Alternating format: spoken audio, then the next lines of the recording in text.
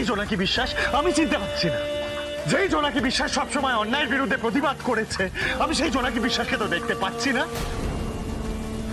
নিজেকে নির্দোষ প্রমাণ করার তাগিদই নেই তোমার মধ্যে।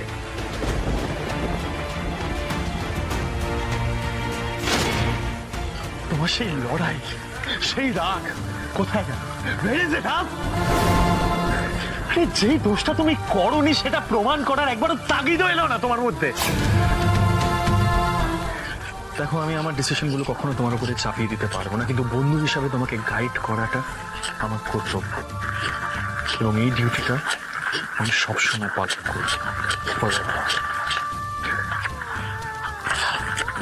এবার তুমি ডিসাইড করবে, এখানে দাঁড়িয়ে চোখের জল ফেলবে, ফিরে গিয়ে লড়াইটা লড়বে।